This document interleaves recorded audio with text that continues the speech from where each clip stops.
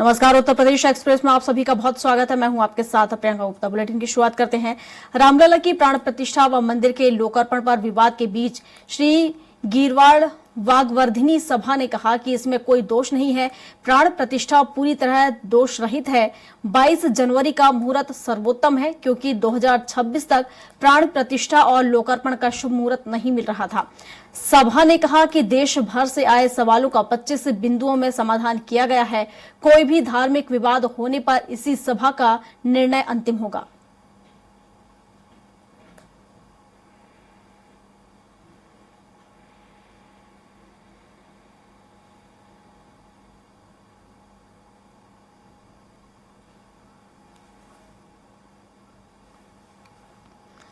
और इस पर विस्तार से जानकारी के साथ उत्तर प्रदेश के संपादक राघवेंद्र त्रिपाठी जी हमारे साथ जुड़ चुके हैं। राघवेंद्र जी, जिस तरीके से अयोध्या में प्राण प्रतिष्ठा होनी है 22 जनवरी को और उसको लेकर तमाम तैयारियां की जा रही हैं, आमंत्रण भी भेजा जा रहा है, लेकिन कई सवाल भी खड़े हो रहे हैं। इसको लेकर भी कहीं ना कहीं बयानबाजियां शुरू हो चुकी हैं।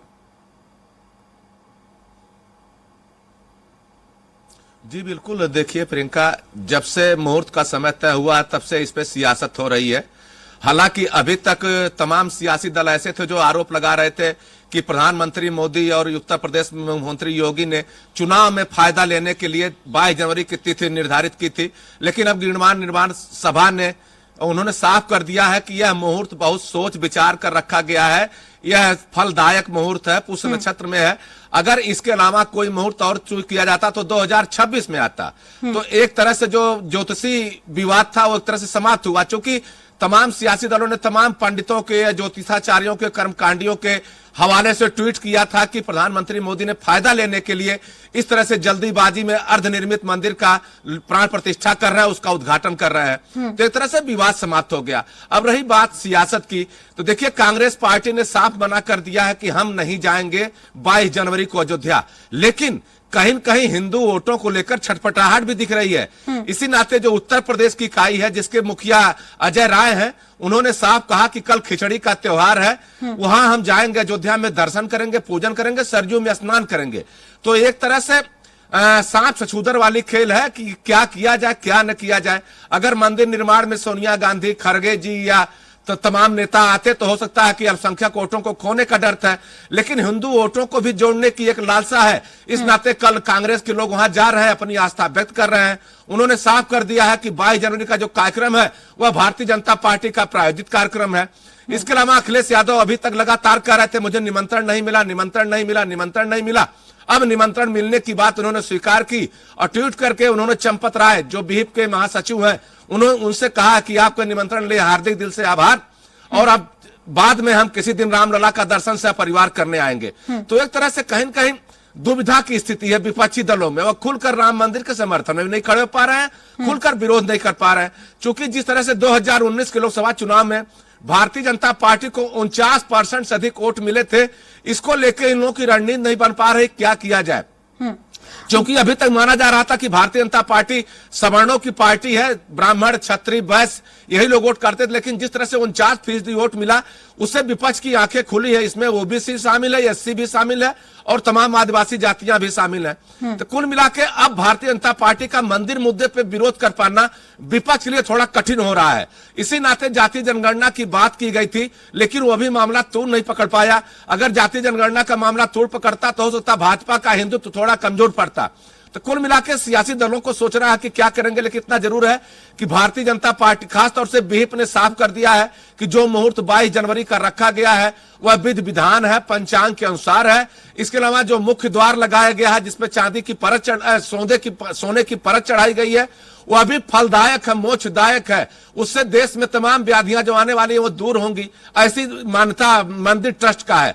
अब देखना होगा कि 22 जनवरी को कौन आता है, लेकिन इतना साफ है जिस तरह से तैयारियां की जा रही हैं उससे भारतीय जनता पार्टी 2024 के चुनाव में जरूर भुनाने की कोशिश करेगी, हो भी क्यों नहीं। बिल्कुल राघवेंद्र जी, लेकिन से जैसे लेकर कि अब हम तक बात कर रहे हैं लोकसभा चुनाव के अगर लिहाज से हम यहाँ पर देखें तो जिस तरीके से अगर हम कांग्रेस की बात करें तो कहीं ना कहीं दो मत जरूर नजर आ रहा है, क्योंकि अगर देखा जाए अगर वो रामलला के दर्शन करने पहुंचते हैं तो कहीं ना कहीं जो मुस्लिम वोट बैंक हमेशा से उनके साथ रहा है वो कहीं ना कहीं उनसे दूर हो जाएगा। इस चक्कर में शायद वो नहीं जा पा रहे दर्शन के लिए, लेकिन अगर वहीं दर्शन के लिए नहीं जाते हैं तो हिंदू पक्ष के लोग सवाल खड़े करते हैं। इन सबके से अलग हटके अगर हम देखें तो कहीं ना कहीं हिंदू जो धर्मगुरु हैं उन्होंने भी प्राण प्रतिष्ठा को लेकर सवाल उठाए हैं। उनका कहना है कि शुभ मुहूर्त नहीं है, प्राण प्रतिष्ठा की जा रही है।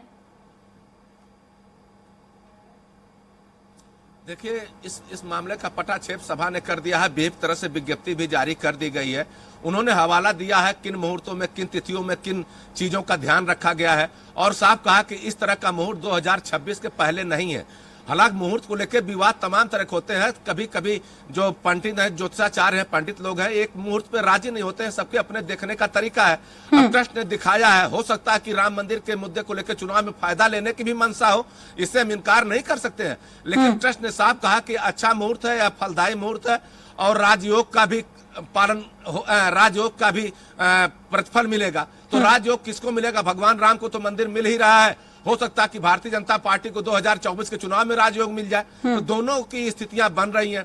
और सबसे बड़ी बात है कि विपक्ष जो हिंदू मुस्लिम की खाई में फंसा हुआ है, उसे समझ नहीं आ रहा था कि क्या करें। सबसे बड़ा सवाल है कि उत्तर प्रदेश में कांग्रेस के पास अभी कोई एक जात का वोट नहीं है। यह कांग्रेस भी जानती है। पिछड़ी जातियां यादव में, खासतौर से यादव समाजवादी के पार्ट है, और एससी जातियां जो दलित हैं वह मायावती के पास है। मुस्लिम भी अभी तक अखिलेश के पास था। तो कांग्रेस की कोशिश है कि किसी तरह से मुस्लिम और दलित का कॉम्बिनेशन बनाकर उत्तर प्रदेश में काम किया जाए। इसी नाते वह मंदिर मुद्दे का खुलकर विरोध भी नहीं कर पा रही है, खुलकर समर्थन नहीं कर पा रही है। अगर मंदिर के काकरे में जाती तो हो सकता मुसलमान जो मन बना रहा है उनके पास न जाए। अगर नहीं जाते हैं तो जो 2-4 जातियां मोदी से नाराज है, 2-4% लोग नाराज है, हो सकता है कांग्रेस के बजाय समाजवादी पार्टी के पास चले जाएं। तो दुविधा की स्थिति तो है, लेकिन कांग्रेस ने इसमें बीच का रास्ता निकाला है।